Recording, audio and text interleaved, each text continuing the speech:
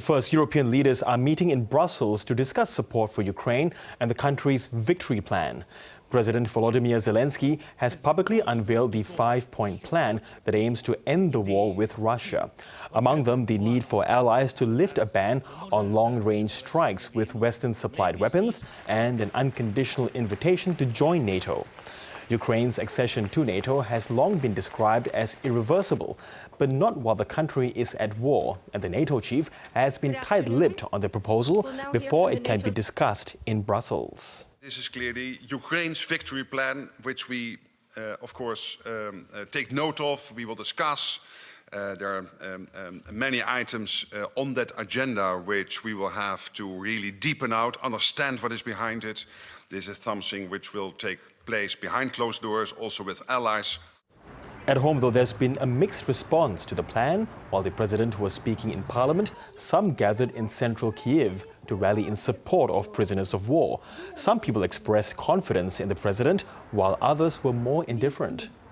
To be honest, I do not believe that this victory plan will get us closer to the victory anytime soon.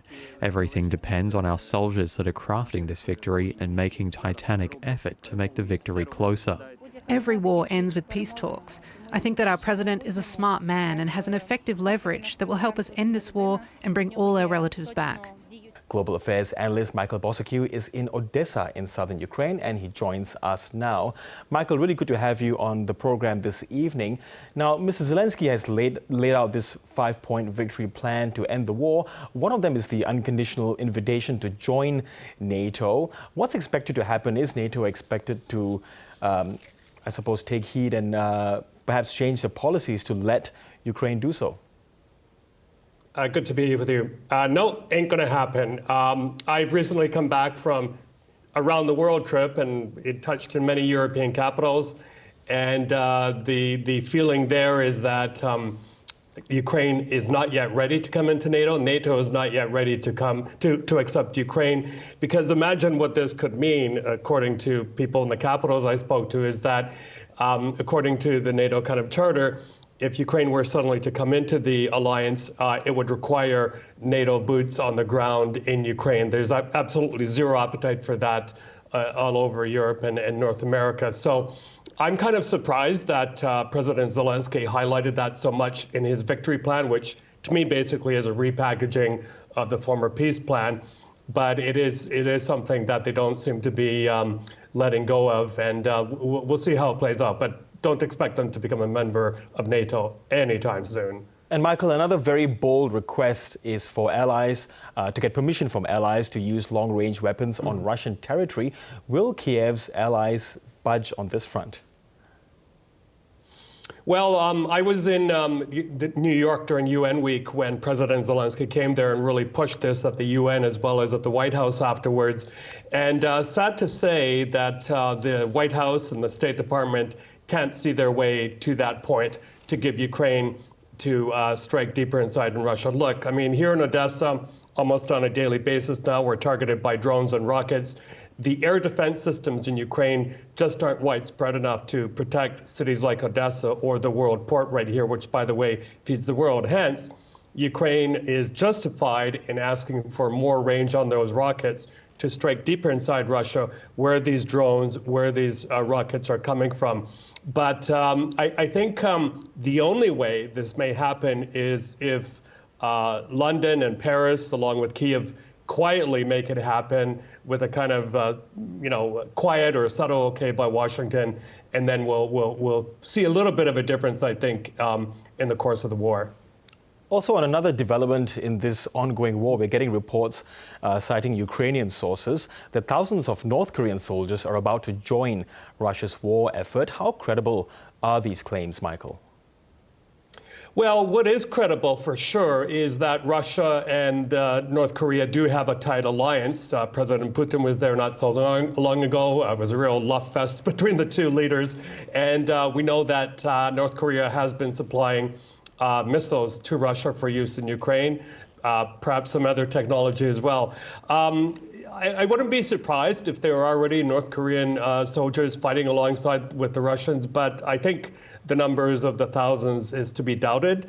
And even if you did have those numbers, I don't think would be that big of a difference. And don't forget, probably many of them don't even speak Russian, at least. The inmates that were freed from prison in Russia and sent to the front line, they spoke Russian, so it made it integration a bit easier. Let's go on to the aid front. Now, Joe Biden has announced nearly $500 million in help for Ukraine. Here in Australia, the government has announced it's sending its aging Abrams tanks to Ukraine, 49 of them. How big a boost is that for the Ukrainian army? Well, bravo to Australia for doing that finally. It does come a bit late, but it does more than double the inventory of Abrams tanks for Ukraine. So that's a big deal. And as the Ukrainian ambassador to Australia, Vasyl Meroshnichenko, said, is Ukraine already has kind of the supply line to perform maintenance and that kind of thing for these tanks. And by the way, to get them very quietly in a kind of stealth way from the borders of Ukraine to the front line. But like everything else in this war, it's been a very drip, drip, drip approach by the West. These things should have come a long time ago. And we do hear from the Ukrainians sometimes that a lot of equipment they get is pretty old and not working very well. But definitely tanks are a big, big plus for the Ukrainians. And I think also we should point out that, if this changes the equation a little bit for the Ukrainians, does things like push back the North Koreans and other helpers of Russia, that is also good news for the Indo-Pacific region. Yep. And you are in Odessa at the moment, and it's heading into winter. So how will the freezing temperatures impact the war and, of course, Ukrainian people themselves? Yeah, well, as you can see, I have my fleece jacket on because temperatures have dropped. In Ivano-Frankivsk in western Ukraine, it went actually below zero overnight. And it is just mid-October. So if this is a sign for things to come, we were in very, very big trouble. Remember that something like 80% of Ukrainian generating capacity has been destroyed by the Russians. There haven't been any blackouts recently, but if this kind of weather continues to persist and demand for heating and electricity goes up, we could see blackouts as much as 18 hours a day. Wrap your head around that, 18 hours a day. And experts tell me what might happen then is it could trigger a humanitarian crisis, and as many as 5 or 6 million Ukrainians could seek asylum elsewhere, because you can live here okay when it's hot and no air conditioning or power, but in the winter when temperatures are below zero, it's a different story. Is there an opportunity for people in Ukraine to leave and to avoid these freezing temperatures? Well, excuse me, for men it's difficult because those between the ages of 18 and 60, unless they have certain conditions, they cannot leave. But I just took the bus the other day from Moldova into Ukraine, and there's lots and lots of two-way traffic, mostly women and children, however, coming back and forth. So yes, kids and mothers, women can leave, but for the others, they're stuck here. And let's not forget, we're 2.5 years into this war, and people just don't have the means to leave and set up in Europe as well. So that's a difficulty too. And do you see Russia exploiting this winter situation and possibly even going a step further to maybe occupy another of the remaining 3 nuclear power plants in Ukraine? They will definitely go further and target critical infrastructure more. They, after all, built a lot of them. They have the blueprints. They know exactly where to strike. And sadly, the rehabilitation of those destroyed plants haven't happened as quickly as the Ukrainians had liked. There are a number of factors behind that. They hold the Zaporizhzhia nuclear power plant right now, the biggest in Europe. I don't think they'll get their hands on more. But the fact that they have this nuclear power plant makes people like me nervous, because if they do get pressed into a corner, they could, for example, trigger an accident and cause some very, very bad disaster, not only for Ukraine, but for the entire globe. Okay, Michael Bociurkiw, really good to get your analysis as always, and do stay safe in Odessa. Thank you.